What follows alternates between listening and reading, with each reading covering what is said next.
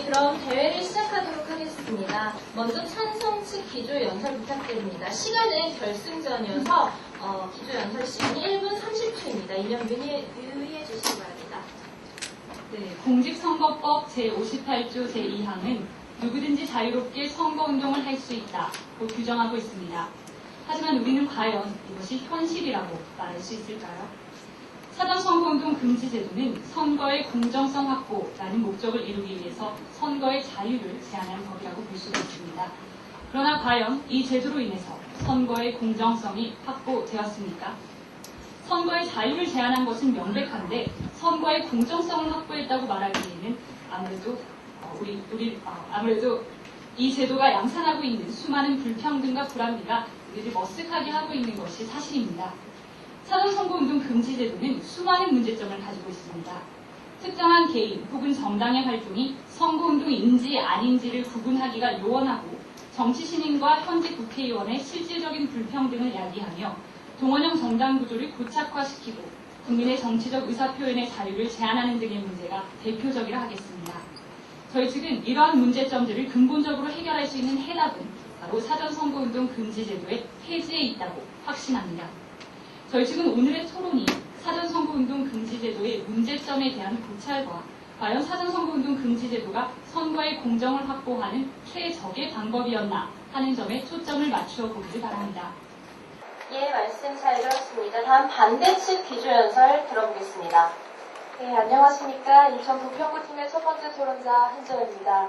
공직선거의 사전선거운동 금지제도는 반드시 필요하다는 입장에서 기조주장 시작하도록 하겠습니다. 현대 민주주의는 공명선거로 선출된 대표자들이 국민의 주권을 실현하기 위해 국정을 운영함으로써 비로소 빛을 발합니다.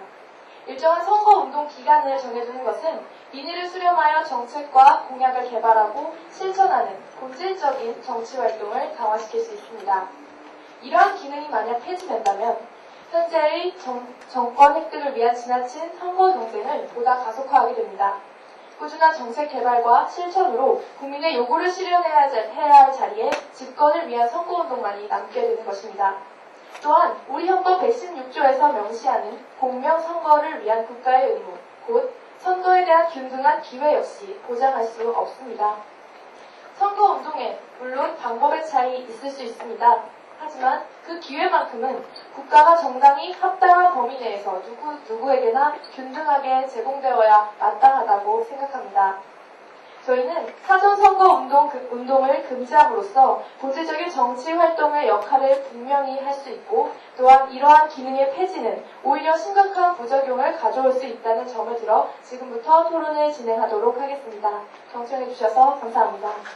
예, 말씀 잘 들었습니다. 그럼 본격적인 토론 들어가겠습니다. 토론에 들어가기에 앞서 결승전 자유토론은 각 팀당 15분씩 30분이 주어집니다. 시간 잘 유의하시기 바랍니다.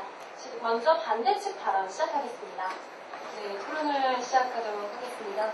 먼저 저희 상대측의 입장을 잘 들었고요. 거기서 이런 이야기를 들 수 있었습니다. 현재 이 제도가 상당히 불평등하고 불합리하다. 제도에 대한 폐지를 지금 논하고 있는데 폐지를 논하려면 현재 심각한 문제점이 있어서 어떤 부분을 또 완화할 수 없어야 합니다. 그렇다면 구체적으로 어떤 문제점을 가지고 있는지 설명해 주시기 바랍니다. 예, 제가 답을 드리도록 하겠습니다. 먼저 이 제도는요, 명확성의 원칙에 크게 위배가 됩니다. 헌법의 가치를 인문해서 말씀해 주셨는데요. 이 사전선거운동 금지제도는 법문 자체가 비문입니다.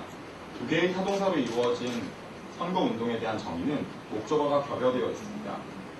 이러한 점에 있어서 그 법문 자체에 문제가 있다는 것 이외에도 같은 구성 요건, 같은 정황, 같은 법률을 위반했음에도 전혀 다른 판결이 나오고 있는 현 시점을 짚지 않을 수가 없습니다. 저희는 이것이 이 제도가 갖고 있는 치명적인 첫 번째 원인이라고 생각을 하고 있고요. 이 점에 대해서 반대측 토론자들은 어떻게 생각하고 계신지 답변 듣고 싶습니다. 네, 말씀 잘 들었습니다. 말씀 더 하시겠습니까? 예, 반대측 이야기 들어보겠습니다. 네, 같은 상황에 다른 판결을 가진 판례가 있다고 말씀해 주셨는데 어떤 사례인지 구체적으로 밝혀주셨으면 좋겠습니다. 네, 그에 앞서서 저희가 그 사례를 가지고 있긴 한데요. 그러면 전반적으로 그 판결에 있어서 일관성이 유지되어 왔다고 생각을 하시는지 우선 묻고 싶습니다. 네, 저희가 올 때 대법원 판례 33개를 비롯해서 헌법 판례 약 5개를 분석했는데 모두 동일하다고 판단드렸습니다. 어떤 판례를 보셨습니까? 지금 잠시만요. 지금 얘기가 계속해서 오고 가고 있는데요. 제가 주어지는 팀이 발언 기회를 드리는 팀이 발언을 해주시기 바랍니다. 찬성 측 발언하도록 하겠습니다. 네, 저희는 처벌 대상이 되는 행위를 규정함에 있어서는 죄형 법정주의의 주 원칙이 되는 명확성의 원칙이 분명히 잘 지켜져야 한다고 생각합니다. 그런데 사실 같은 사건에 대한 다른 판결의 예가 존재합니다. 앞서 준결승에서 말씀을 드렸기 때문에 또 길게 표현하는 것은 좀 애매할 것 같지만 희망돼지 저금통 사례가 있습니다. 그 부정책을 위해서 잠시 설명을 드리자면요. 지난 2003년에 이른바 희망돼지 저금통이 도구된 사례가 있습니다. 대통령 선거 과정에서 후보자가 소속된 정당과 후보를 지지하는 사람들이 깨끗한 정치 자금을 모금하고자 하는 목적으로 일반 시민들에게 이 저금통을 도구했는데요. 똑같은 정황을 가진 이 사건에 대해서 서울지법은 무죄를, 대전지법은 유죄를 선고하였습니다. 물론 사전선거운동 금지제도와 관련하여서 말입니다. 저희는 완벽한 명확성의 원칙이 달성될 것이라고는 생각하지 않습니다. 하지만 적어도 그 법을 판결하는 데 있어서 일관된 해석이 나와야 한다고 생각합니다.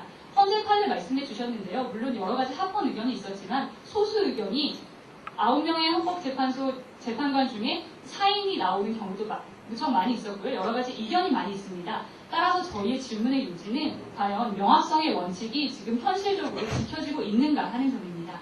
네, 발언 추가하시겠습니까? 이상입니다.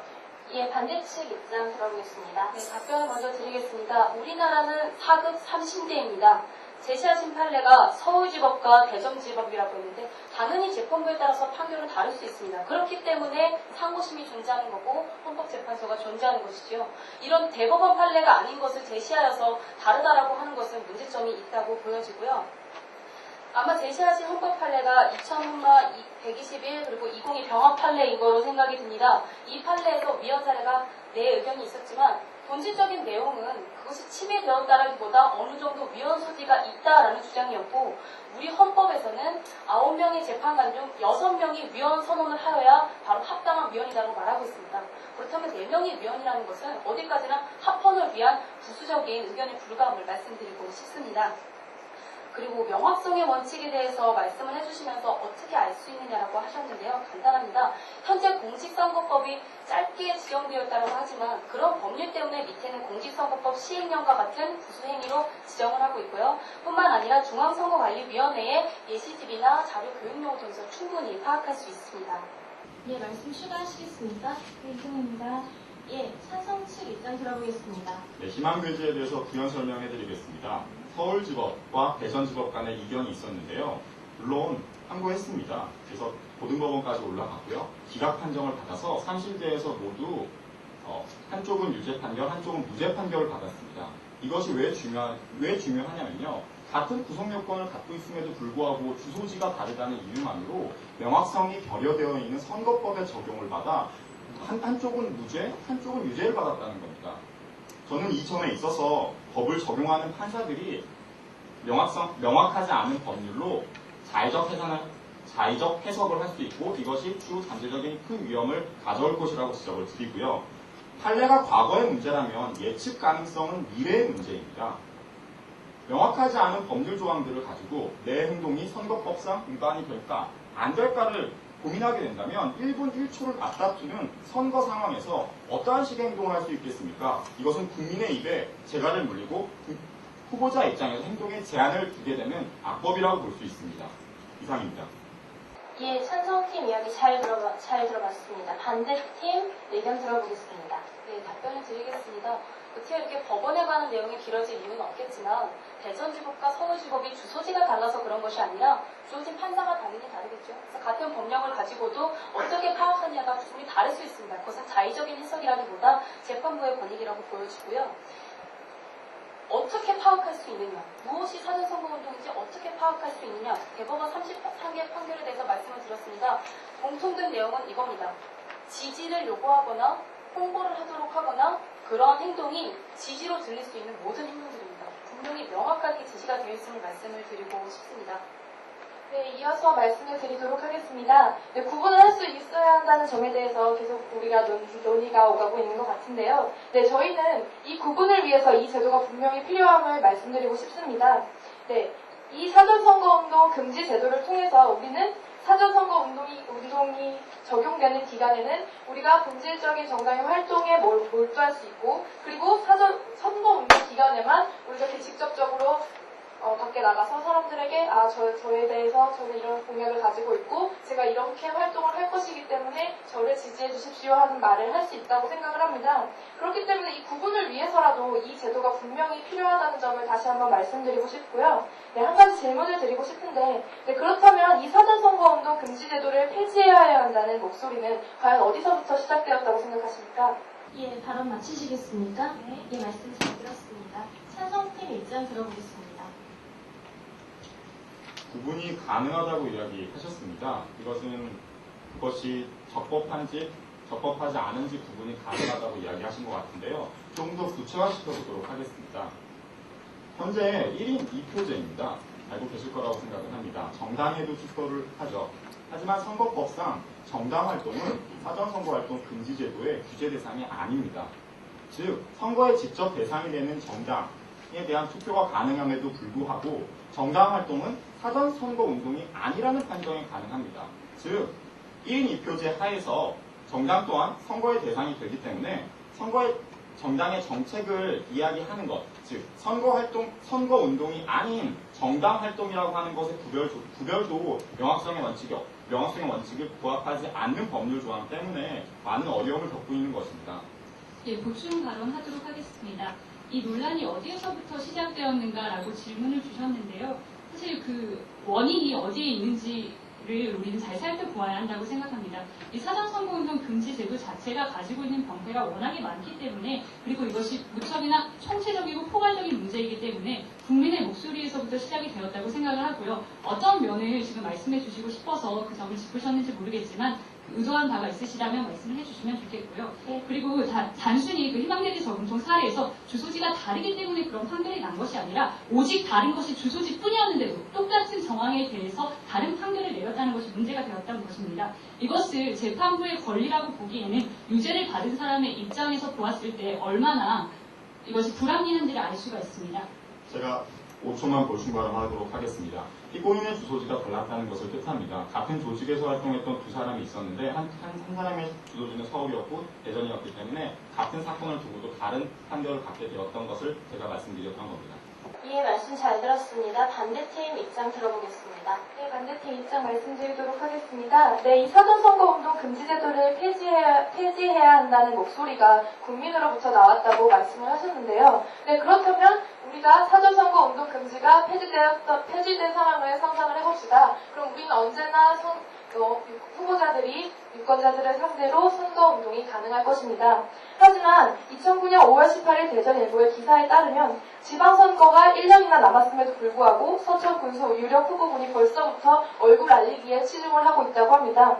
이런 사례에 대해서 주민들의 반응은 정말 해도 너무한다. 산악회 모임에서 나와서 악수를 청하고 이런 모임들에 돌아다니면서 이렇게 행동을 하는 것들에 대해서 국민들은 굉장히 부정적인 생각을 가지고 있다는 것을 볼 수 있습니다. 이 외에 광주신문에서도 자치단체장의 선거행보가 지나치다는 기사를 밝힌 바가 있습니다. 이런 것을 볼 때 과연 이 사전선거운동 금지제도를 폐지하는 것이 국민의 의견으로부터 나온 것이 맞을까 하는 의문을 우리는 생각해볼 수 있다고 생각해볼 수 있습니다. 네, 이어서 말씀을 드리고 싶은데 계속해서 희망돼지라는 이야기가 나오고 있습니다. 여러분, 만약에 여러분이 앉아 계신데 우리가 똑같은 행동을 하더라도 시간, 상황, 모든 상황이 다를 수 있습니다. 일반적으로 표면적으로 볼 때는 구성 조건이 같지 않나라고 생각하실 수 있겠지만 그 세부적으로 들어가면 분명히 내용이 다르다는 거죠. 그렇기 때문에 결론이 달랐다고 말씀을 드리고 싶고요. 1인 2표제가 있고 그런데 정당에 대한 제재는 없다라는 발언을 해주셨는데 중앙선거관리위원회에서는 엄연히 어떻게 정당 활동을 제한하여서 홍보나 지지를 쓰지 않고 그 안에 정책 개발을 할 수 있는지 분명히 제한하고 있습니다. 그렇기 때문에 제한하지 않는다는 것은 좀 오류가 있다고 판단이 됩니다. 네, 말씀 잘 들었습니다. 찬성팀 이야기해 주십시오.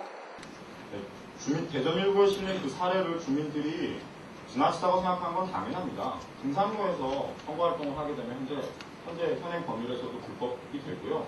과도하게 했기 때문에 주민들은 불편했겠죠. 희망배제 판결은 여기 처음 토론석에 오셔서 아신 걸로 알고 처음으로 획득하신 정보라고 알고 있는데 이 판결에 대해서 정황이 다를 것이다라고 추측하시면서 그것이 구성 요건이 달라서 판사가 다른 판결을 내렸다고 이야기하시는 것은 저희가 근거로 받아들일 수 없습니다. 네, 보충 발언하겠습니다. 단순히 두 가지 기사를 들어서 이것이 국민의 목소리에서 나온 것은 아닐 것이다 라고 말씀하시는 것은 아무래도 성급한 일반화의 오류가 아닌가 하는 생각이 들고요. 국민의 입장에서 생각을 한번 해보겠습니다. 어떤 지역구에 선거일이 180일 남았습니다. 제가 만약에 그 지역구에 살고 저는 올해 성년이 되었기 때문에 선거를 할 수 있습니다. 그런데 과연 제가 그동안 평소에 지지해왔던 후보자에 대해서 인터넷에 저의 자유로운 의사개진을 할 수 있을까요? 그렇지 않습니다. 선의의 범법자를 양산하는 제도인 것입니다. 물론 대부분의 일반적인 사람들은 이러한 사전선거운동 금지 제도가 존재한다는 사실조차 제대로 모르고 범법자가 되고 말 것입니다. 좀 더 구체적인 논의로 이제 희망배제 얘기는 좀 그만하도록 하고요. 선거운동인지 아닌지의 여부를 과연 판단을 할 수 있는가 없는가에 대해서 토론을 해보았으면 합니다. 지금 이제 반대 측에서는 충분히 정황을 보아서 판단할 수 있다고 말씀해 주시고 계신데요. 그렇다면 선거에 관한 단순한 의견 개진 및 의사표시, 그리고 입후보 준비행위 또는 선거운동 준비행위, 통상적인 정당활동과 선거운동, 정당의 후보자 추천에 관한 단순한 지지, 반대 의견 개진 및 의사표시, 그 외 해석상 선거운동이 아닌 행위에 대해서 어떻게 판단할 수 있는지 구체적으로 하나하나 밝혀주시기 바랍니다. 네, 말씀 잘 들었습니다. 반대팀 의견 들어보도록 하겠습니다. 네, 구별이 필요하죠. 명확하게 구별되어야 합니다. 어떤 것이 사전선거 운동인지 어떤 것이 아닌지, 저쪽 되는지 아닌지 구별되어야 합니다. 그렇기 때문에 더욱 제한이 필요한 것입니다. 예컨대 제한이 풀어졌습니다. 누가 어떤 행동을 하더라도 그것이 국민들의 정책을 끌어내기 위한 행동인지 나를 지지하기 위한 행동인지 어떠한 제한도 없고 판단 기준도 없다면 과연 거기에 대한 국민들의 조건은 어디서 찾을 수 있다는 것입니까? 그렇기 때문에 저희는 그 근거를 들어서 더욱더 그 구별을 명확히 해야 되고 그 구별을 명확히 하기 위해서 사전선거운동 금지 제도가 필요하다고 말씀드리고 있는 것입니다. 네, 이어서 말씀드리겠습니다. 아까 등산로에서 선거운동을 했다고 말씀을 해주셨는데 그것은 저희 논거를 좀 다시 들어주셨으면 하고요. 산악회 모임에서 압수를 청했다고 말씀을 드렸습니다. 그리고 실질적으로 이 사례는 부정선거나 기타 다른 선거법에 위반되지 않았기 때문에 이것을 나쁜 선거다, 과도한 선거다라고 말할 수 없는 것이 사실입니다. 그리고 이런 상황이 이렇게 불거지고 있기 때문에 우리는 사전선거운동 금지 제도를 폐지해서는 안 된다고 말씀을 드리는 것입니다. 네, 그리고 인터넷에 자유로운 표현을 할 수 없다는 측면에 대해서 말씀을 해주셨는데요. 유권자의 측면에서 봤을 때 이 인터넷의 자유로운 표현은 분명히 우리가 선거관리위원회에서 그 교육을 위한 자료를 배포함을 통해서 분명히 할 수 있도록 규정하고 있습니다. 그 이유에 대해서 말씀을 드리자면 인터넷은 단순히 내가 이 후보는 이런 공약을 가지고 있고 나는 이 후보에 대해서 이런 호불호를 가지고 있다라는 점을 게시한 거에 대해서는 전혀 사전선거운동법에 저촉되지 않고 있는 것이 사실입니다. 이것이 저촉되는 경우는 제가 혼자서 이 사이트에도 같은 후보에 대해서 이 사이트에도 이 사람 좀 별로인 것 같고 저기도 올리고 여기도 올리고 이런 도배 상황이 있을 때만 이런 것을 사전선거운동법으로 개진하고 있지 단순한 의사표시로 그것이 사전선거운동법에 저촉이 된다는 것은 비약이 아닌가 하는 생각이 듭니다. 이 말씀 잘 들었습니다. 찬성팀 의견 들어보도록 하겠습니다. 사전선거법이 아니라 사전선거운동 금지법입니다. 반대 측에서 그 명칭을 명확히 해주셨으면 좋겠고요. 되어야 한다 해서 이렇게 구분이 되어야 한다라고 이야기하시면서 그러므로 사전선거운동이 제한이 되어야 한다라고 이야기하시면서 근거를 들어 설명해 주시겠다고 하셨는데 전혀 근거를 들어주시지 않았습니다. 어떻게 구별이 되어야 한다 해서 제한이 되어야 한다라는 논리가 나오는 것이 저는 이해할 수가 없고요. 이는 명백히 부자유의 평등입니다. 네, 구분이 명확하기 위해서 사전선거운동 금지 제도가 필요하다는 그 문장을 저희가 이해하기가 어려운데요. 좀 더 부연 설명해 주시면 좋겠고요. 그것이 아니라 사전선거운동 금지 제도가 존재하려면 명확성이 담보되어야 하는 것입니다. 그리고 인터넷에 대해서 말씀을 해주셨는데요. 사실 선거가 임박해지면은 국민들의 정치적인 관심도가 올라가고 자신이 어떤 말이든 인터넷에다가 이렇게 올리고 싶은 것이 사실 당연한 사실입니다. 그런데 유력 정치인에 대한 비판 주장 그리고 여러 가지 의견 개진들에 대해서 분명히 억압하고 있는 사례들이 속출하고 있습니다. 예컨대 DC인사이드라는 그 사이트 아시죠? 거기에다가 한 패러디 사이트인데요. 여기에 올린 네티즌들의 만평이 처벌되고 있는 사례가 나오고 있고 총선 시기에 언론에 나온 보도 내용을 정당에서 퍼날랐을 때는 그것이 정당에서 퍼왔기 때문에 문제가 되지 않고 일반 국민이 그것을 가져갔을 때는 그것이 사전선거운동 금지법에 저촉된 사례가 있습니다. 이런 식으로 국민의 선거운동의 자유를 지나치게 제한하고 있는 것이라고 생각이 됩니다. 그리고 저희가 앞서 발언에서 요구를 드렸던 것은 사전선거운동으로 규제받지 않고 있는 지금 5가지 사례가 명시되어 있는데 이것을 어떻게 구분할 수 있는지 하나하나 밝혀달라고 했습니다. 여기에 대한 구체적인 답변 부탁드립니다. 반대팀의 답변 들어보도록 하겠습니다. 네, DC인사이트의 예를 들어주셨는데요. 어떤 논문인지 일단 알 수 있을 것 같고요. 중요한 것은 이겁니다. 우리는 적극적인 의미의 소통이 필요하고 그것은 일방적으로 국민이 받거나 지지하는 내용이 아닙니다. 예컨대 선거운동은 당선되거나 당선되게 하거나 각선하게 하는 행동인데요. 이런 행동을 DC인사이트에서 보였기 때문에 그 부분이 분명히 저촉이 되었던 것입니다. 그런 부분은 문제가 되고 있다는 거 분명히 알고 계실 거고요. 그렇지 않고 정당의 홈페이지에 게시하거나 개인의 홈페이지에 게시하거나 찾아가서 글을 올리고 정책을 받고 듣는 것은 전혀 문제가 되지 않습니다. 그렇다면 이런 의미의 소통이 우리에게 더욱 필요한 것 아닙니까? 그냥 일방적으로 유권자는 어디까지나 후보자가 주는 이야기를 들을 수밖에 없고 그걸 통해서 의견 수렴을 한다라는 것은 굉장히 피동적입니다. 오히려 적극적인 의미의 소통을 통해서 유권자가 직접 찾아가서 정책을 듣고 그 정책을 직접 인터넷 사이트에 올려서 정당의 내용을 알 수 있도록 하는 적극적인 의미의 소통이 오히려 우리에게 더 필요한 개념이라고 생각이 듭니다. 네, 추가 발언하시겠습니까? 네, 이상입니다. 예, 말씀 잘 들었습니다. 찬성팀 발언 시작하겠습니다. 인터넷을 통한 수비 민주주의의 실현에 대해 반대측은 상당히 부정적 의견을 갖고 있는 것 같습니다. 인터넷은 일방적으로 자신의 이야기를 하는 공간이 아닙니다. 왜 네티즌들의, 왜 국민들의 정치적 의사를 표출하는 걸 막는 게 현재에 대해서는 우리가 지난 촛불 집회 전국과 지금 많은 정치적 현상에서 인터넷이 차지하는 비중을 과소평가하셨기 때문이라고 저는 생각을 합니다. 현대 정치에 있어서 쌍방향 민주주의는 여전히 그 중요성을 날로 더해가고 있고요. 단순히 인터넷상의 처벌이 인터넷상의 정치 활동보다 직접 찾아가서 정견을 듣고 이야기하는 게 처벌받지 않기 때문에 가능하다라는 말은 우리가 발전할 수 있는 잠재력을 제거하는 힘이라고 생각을 합니다. 네, 보충 발언하도록 하겠습니다. 적극적인 소통 좋습니다. 하지만 우리가 그것을 국민에게 강요할 수는 없는 것입니다. 그 국민들의 입장에서 그렇게 하는 것보다 그냥 정보를 우선 받고 싶다면 그렇게 하도록 해주어야 하는 것입니다. 그런데 사전선거운동 금지 제도는 그러한 것을 불가능하게 하고 있습니다. 정당의 목표가 무엇입니까? 집권입니다. 정당이 어떠한 활동을 하든 간에 그것은 결국 현실적인 목표인 집권으로 귀결되게 되어 있습니다.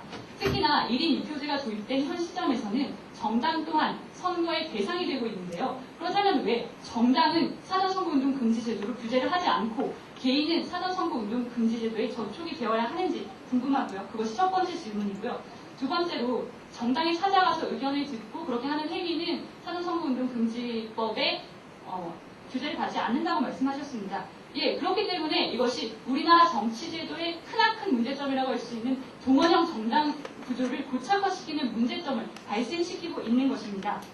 정당과 일반 유권자의 일상적인 접촉을 엄격하게 통제하는 선거법상의 이 제도는 이런 문제점을 지금 발생시키고 있는데요. 일반적인 유권자와 정당의 입장에서 그 정당의 당원들은 접촉이 가능하지만 그 외에는 접촉이 불가능하기 때문에 이런 문제가 발생하는 것입니다. 여기에 대해서도 질문을 드리고 싶습니다. 이 반대팀 답변 부탁드립니다. 네, 이런 말씀을 드리고 싶습니다. 정보의 가치는 힘들게 찾고 내 스스로 원할 때 더욱 가치가 있습니다. 여러분이 앉은 자리에서 모두 그저 들을 수 있고 일방적으로 듣는 것이라면 그것이 정말 옳은 것인지 그른 것인지 판단 기준 자체가 흐려질 수 있겠죠. 이렇게 적극적으로 임하는 소통의 정보를 동원형 정치라고 비약하는 것은 문제점이 있다고 사료가 되고요. 선거운동 기간 위반죄에서 이렇게 구별되고 있는 5개의 조항을 어떻게 할 수 있냐 낱낱이 일일이 설명해달라고 말씀하시는데 간략하게 간단하게 설명드리겠습니다. 우리 공직선거법 66조부터 118조에 이르는 이 촘촘한 구문망을 통해서 충분히 그런 방법적인 제한을 통하고 있습니다.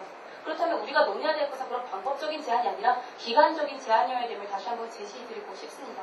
네, 이어서 말씀드리고 싶습니다. 저희가 한 가지 명확히 하고 싶은 점이 있는데요. 저희가 국민들과 이 정부와 이런 대표자들과의 소통을 굉장히 부정적으로 바라보고 있다라고 말씀을 해주셨는데 그 부분은 굉장히 저희가 아니라는 말씀을 먼저 드리고 싶습니다. 저희도 분명히 올바른 소통을 해야 함을 계속해서 강조드리고 있고요. 표출하는 것을 막고 있다고 말씀을 해주셨는데 저희가 아까 말씀드렸다시피 이것이 강력한 낙선 운동은 부정선거를 통해 이미 규제를 하고 있고요. 반복해서 여러 홈페이지를 돌아다니면서 도배를 하지 않는 한 나의 의견 개진은 자유롭게 허용되고 있다는 점을 들어서 이 부분에 대한 답변은 충분히 드렸다고 생각을 합니다. 그래서 저희는 지금 충분히 쌍방향 커뮤니케이션이 가능하다고 생각을 하고 있습니다. 예, 말씀 마치시겠습니까? 예, 잘 들었습니다. 찬성팀 의견 들어보겠습니다. 네, 힘들게 찾아야만 정보가 가치 있는 건 아닙니다. 우리는 지금 클릭 한 번으로 전 세계 도서관에 있는 책 내용들을 다 다운로드 받아볼 수 있는 시대에 살고 있습니다. 그렇게 주장을 하신 건 아니라고 저도 믿고 싶고요. 수백만 명의 당원을 가진 정당들이 사실상 사전선거 운동 금지 제도를 무력화시키고 있습니다. 이거는 자신의 당원들에게 자신의 정당을 지지해 줄 것을 말하는 것이 통상적인 정당 활동으로 규정받기 마련인데요.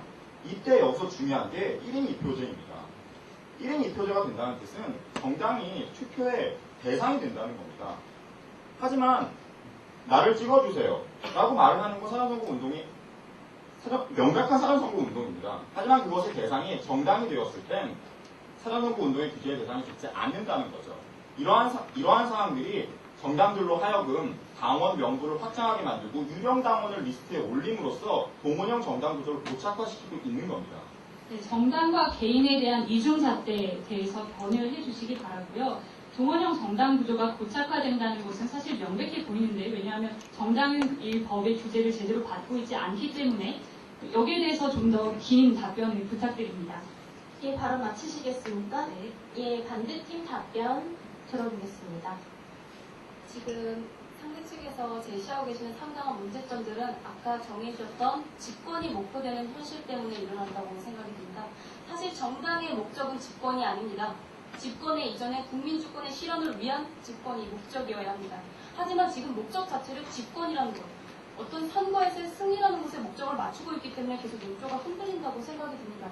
정당이 만약 핵심적인 목표가 정책을 만들고 기반을 세워서 국민 주권을 실현하는 것이라면 그럼 도차적인 문제들을 굳이 논할 이유가 없겠죠. 그리고 공정성에 대한 부분에서 한번 질문을 드리고 싶습니다. 표현의 자유를 계속해서 말씀해주고 계십니다. 맞습니다. 표현의 자유는 어떤 것과도 바꿀 수 없고 반드시 지켜져야 되는 국민의 기본권입니다. 하지만 이것은 본질적인 자유를 침해하지 않는 한 공공질서 유지를 위해서 충분히 용해될 수 있는 부분입니다. 표현의 자유 중요합니다. 하지만 본질적인 것만 침해하지 않는다면 공공적인 질서, 우리가 원하는 공명선거를 위해서 충분히 할 수 있는 것 아닙니까? 네, 이어서 다음 논의로 한번 저희는 넘어가고 싶은데요. 저희가 인론에서 헌법 116조에서 명시하는 공명선거를 위한 국가의 의무, 곧 선거에 대한 균등한 기회에 대해 말씀을 드렸습니다. 저희의 입장은 이 사전선거 운동 금지 제도를 폐지할 경우에는 이 후보자에게 균등한 기회를 제공할 수 없다고 생각하는데 이 점에 대해서 의견 표출해 주시기 바랍니다. 예, 말씀 마무리하시겠습니까? 네, 찬성팀 의견 들어보겠습니다. 네, 우선 물론 정당의 목표는 국민 주권의 실현을 위한 집권이 되어야 합니다. 그런데 그것은 되어야 하는 것이지요. 당위성을 가지고 현실을 논할 수는 없는 것입니다.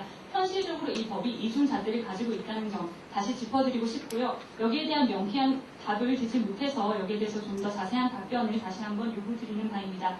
그리고 이 사전선거운동 금지 제도와 관련해서는 대안이 존재한다면 충분히 저희 측의 입장이 수용 가능하다고 생각을 하는데요. 그렇다면 대안을 간략하게 말씀드리도록 하겠습니다. 우선은 현존하는 규제를 보다 엄격하게 적용할 필요가 있습니다. 공직선거법 및 선거부정방지법 제16장 벌칙을 살펴보면 여러 가지 선거부정에 대한 벌칙이 있고요. 이것을 잘 적용하면 되고 종법 134조 금융거래 자료 제출 요구권 등을 10분 활용하면 됩니다. 또한 총익제한제의 엄격한 적용을 말씀드리고 싶은데요. 여기에서는 미국식 모델을 사용하고 싶습니다. 미국식 모델이라 하면 선거 비용과 정치 자금을 일원화시키는데요. 일원화시킨다는 것인데요. 이는 저희가 지금 계속해서 말씀드리고 있는 선거운동과 다른 정치 활동을 구분하기 어렵다는 애매성의 문제도 해결하고 있다고 생각합니다. 이중잣대에 대한 답변 부탁드립니다. 네, 먼저 말씀을 드리자면 현존하는 규제를 엄격히 제한을 하는 것이다라고 말씀하시면서 대안에 대해 말씀을 해주셨는데 저희는 지금 사전선거운동 금지제도의 존폐 여부에 대해서 논의를 하고 있습니다. 여기서 왜 굳이 대안에 대한 논의가 나와야 되는지 잘 모르겠고요. 네, 다음 주시기 바랍니다.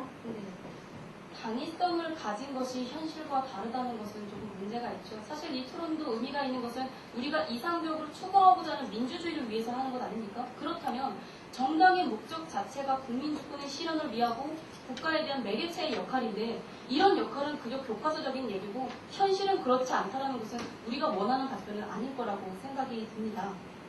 예, 말씀 마무리하시겠습니까?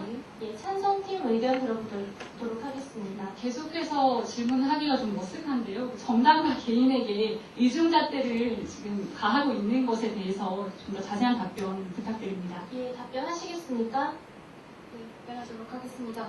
구체적으로 어떤 점에서 정당과 개인에게 이중잣대를 제시하고 있습니까? 저희가 볼 때는 공직선거법에서는 무소속에게도 혹은 재선에게도 초선에게도 모두 똑같이 균등한 기회를 제공하고 있는데 어떤 점에서 이중잣대라는 것이 좀 더 명확한 사례를 제시해 주시기 바랍니다. 예, 답변 지금 하시겠습니까? 네, 답변해드리겠습니다. 예. 제가 1인 2표제로 정당이 선거의 대상이 되고 또 정당 활동을 통해서 실질적으로 사전선거 운동을 하고 있다는 현실을 지적해드리면서 이중잣대를 말씀드렸는데요. 잘 이해가 되지 않으셨다면 저희는 여기서 마무리하도록 하겠습니다. 교과서적인 이야기라고 하셨습니다. 맞습니다. 그 교과서적인 이야기입니다. 정당의 목적이 국민 주권의 실현이었다면 지금 현재 한국의 정당 문화가 이 지경이 되지 않았을 겁니다. 우리가 왜 이걸 논의하고 있습니까? 그것은 지금 정당 현실이 참혹하리만큼이나 발전되지 못했기 때문입니다. 그런 제도의 일환 중에 사전선거운동 금지제도가 있다고 생각을 하고요. 예, 보충 발언하도록 하겠습니다. 지금 대안에 대해서 말씀을 드린 것은 이 사전선거운동 금지제도 자체가 공정성을 위해서 자유를 제한하고 있는데 우리는 이 자유가 중요하다고 생각하기 때문에 이 자유에 대한 제한을 풀어야 한다고 생각하는데 이 제도를 폐지했을 시에 공정성을 기할 수 있는 다른 대안이 있다면 이것은 분명히 폐지해도 된다는 것이기 때문에 저희가 대안을 말씀드린 것이고요. 그렇기 때문에 꼭 필요한 논의였다고 생각합니다. 이 말씀 잘 들었습니다. 반대팀 이제 마지막 발언 기회가 될 것 같은데요. 발언 부탁드립니다. 네, 새로운 사례라고 생각이 들어서 질문을 주셨던 건데요. 정당 활동의 부분에 대해서 제안을 하고 있으면서 개인과 정당이 충분히 공정한 기회를 가질 수 있다라고 저희가 이미 반박해드렸기 때문에 계속적인 질문에 대해서 또 다른 사례가 아닌가라고 오해한 부분이 있는 것 같고요. 네, 이어서 말씀을 드리면 우리나라 정치가 왜 이 지경까지 왔는데 이런 논의를 하고 있느냐에 대해서 말씀을 해주셨는데 네, 저희 측은 그렇게 생각을 합니다. 저희는 이 사전선거운동 금지 제도라는 것 자체가 이런 우리나라 정치를 단순히 비판적으로 비는 앞으로의 전망을 바라볼 것이 아니라 좀 더 긍정적인 방향으로 유도하기 위해서 이 제도 자체가 지금과 같이 명확히 규제가 되고 이것을 통해서 선거운동이라는 것과 일반적인 국민의 의견을 수렴하는 정책 활동이라는 것을 명확하게 구분함으로써 우리가 이런 기반과 바탕이 되어야 한다고 생각을 합니다. 그렇기 때문에 저희가 이 토론을 하고 있다고 생각을 하고요. 저희 입장은 이 사전선거운동 금지 제도가 이런 좋은 정치 토양을 만드는 데 밑거름이 될 거라고 확신하고 있습니다. 네, 이어서 발언하도록 하겠습니다. 정당의 참혹한 현실이라고 말씀해 주셨습니다. 그렇다면 지금도 그렇게 문제점이 많은 정당에 어떠한 제한도 없이 풀어준다면 과연 우리가 원하는 식의 민주주의가 가능할까요? 오히려 더 집권을 하고 더 가지기 위해서 밥그릇 싸움을 하겠죠. 그것은 우리가 원하는 민주주의가 결코 아닙니다. 그렇다면 말씀하신 것처럼 현실이 그런데 그러한 현실에서 제어마저 풀자는 것은 이미 고장난 자전거에서 핸들도 빼고 안장도 빼고 미치듯이 달리고 다니는 것과 다르지 않습니다. 그것은 우리가 원하는 대안이 결코 아니겠죠. 예, 시간 남았는데 더 네, 말씀하시겠습니까? 마저 의견을 하면서 저희 의견을 좀 더 공고히 해보도록 하겠습니다. 저는 계속적으로 말씀을 드리고 있습니다. 구별이 필요하고 이 구별을 위해서는 제한이 필요하다. 말씀하신 것처럼 현재 선거 상황, 현재 우리 정치가 문제점이 있다면 당연히 국가적 차원의 제한은 필요한 것입니다. 국가가 그런 의무도 아무것도 가지지 않는다면 우리 국가는 복지국가도 아니고 민주국가도 아닙니다. 분명히 헌법 116조에서 선거를 국가를 통해서 관리를 하고 공명선거를 해야 된다고 유지하고 있는데 그런 부분은 모두 제한하고 그저 풀어야 된다는 것은 현실에 대한 악화만 가져올 뿐이라고 생각됩니다. 예, 잘 들었습니다. 찬성팀 3초 남았는데 사용하시겠습니까? 네, 사용하겠습니다. 예, 발언해 주십시오.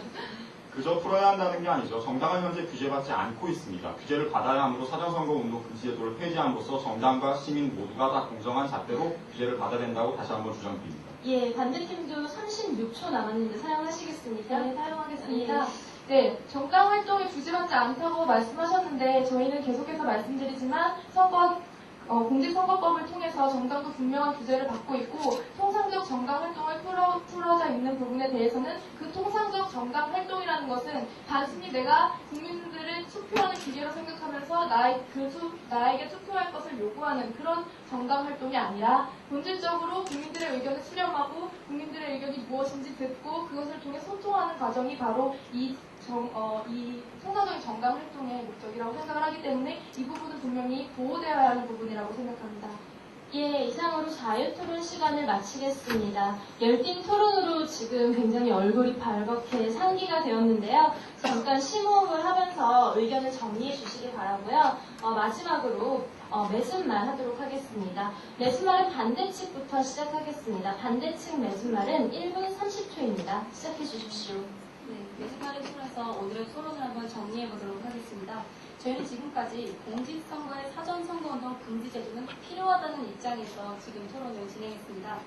상대 측에서는 구별이 모호한 점, 불평등이 있다는 점, 의사형성이 제한된다는 점을 들어서 사전선거운동 금지운동을 폐지해야 한다고 주장하셨습니다. 하지만 제시하신 대부분의 사례가 오히려 저희가 말씀드리고 싶었던 그런 사례입니다. 구별이 모호합니다. 그래서 제한이 필요하겠죠. 불평등이 있기 때문에 균등한 기회를 줘야 합니다. 저희 인천부평구팀에서는 이 제도가 본질적인 정치활동의 역할을 분명히 하는 역할을 하고 있고 만약에 이런 제도가 폐지될 경우에 후보자들 간의 균등한 기회를 박탈하는 등 오히려 심각한 부작용을 낳는다는 점을 들어서 사전선거운동 금지제도는 반드시 필요하다는 점을 피력하고 있습니다. 민주주의는 한 사람 한 사람의 목소리를 보다 가깝게 듣기 위해서 만들어졌습니다. 지금처럼 대표자의 지지와 홍보를 듣기 위해서 만들어진 민주주의가 결코 아닙니다. 여기 앉아 계신 모든 분들이 민주주의를 사랑하실 겁니다. 네, 저런 자유까지 보장이 되겠죠. 우리가 사랑하는 민주주의를 지키려면 보다 공명한 선거가 있어야 되고 국가적 차원의 진정한 기회 균등과 보장이 있어야 됩니다. 국가의 역할을 기억해 주십시오. 국가는 여러분의 주권을 보호하고 실현하기 위해 최선을 다해야 됩니다. 그것이 바로 공직선거에서의 사전선거운동 금지제도인 것입니다. 감사합니다. 예, 반대팀 마무리 매진말 잘 들었습니다. 찬성팀의 매진말 듣도록 하겠습니다. 기준이 없고 기준이 모호하다면 어떻게 규제를 할까요? 저는 이것이 악용될 것이라고 오늘 토론에서 충분히 말씀을 드렸다고 생각합니다. 이곳에 모인 4명의 토론자 모두 선거의 자유와 공정에 대한 가치는 우선순위는 다를지라도 모두 다 수호하기 위해 이 자리에 앉았다고 생각합니다. 반대 측의 주장대로 선거의 공정은 오직 자유를 제한할 때서만 공정이 이룩될 수 있는 걸까요? 아닙니다. 공정은 다른 방법으로도 충분히 이룩될 수 있습니다. 하지만 선거의 자유는 사전선거 운동 금지제도의 폐지를 통해서만 이룩될 수 있는 겁니다. 여기 2마리의 토끼가 있습니다. 저희는 사냥꾼입니다. 한 사냥꾼은 큰 토끼를 못 잡는다고 작은 토끼를 잡기 위해 큰 토끼를 희생시켜야 된다고 얘기합니다. 저희는 작은 토끼는 작은 토끼를 잡는 방법을 잡고 큰 토끼는 큰 토끼를 잡는 방법을 잡겠습니다. 누구에게 여러분의 미래를 맡기시겠습니까? 감사합니다. 예, 이것으로 오늘 토론 마치겠습니다. 찬성 측에서는 국민의 정치적 의사소통의 자유를 보장하기 위해 사전선거운동 제도는 폐지되어야 한다라고 주장을 하였고요. 반대 측에서는 민의 실현과 본질적 정치활동 강화를 위해 사전선거운동 제도는 유지되어야 한다라고 주장하였습니다. 오늘 이 시간 대학생들이 함께 모여서 정치, 선거에 대해서 이야기를 나누었다라는 것만으로도 토론 대회의 의미를 넘어서 굉장히 큰 의미 있는 시간이었다고 생각합니다. 열띤 토론에 이어서 열띤 정치적인 관심과 참여로까지 이어지기를 바라며 오늘 이 시간 토론 마치겠습니다. 감사합니다.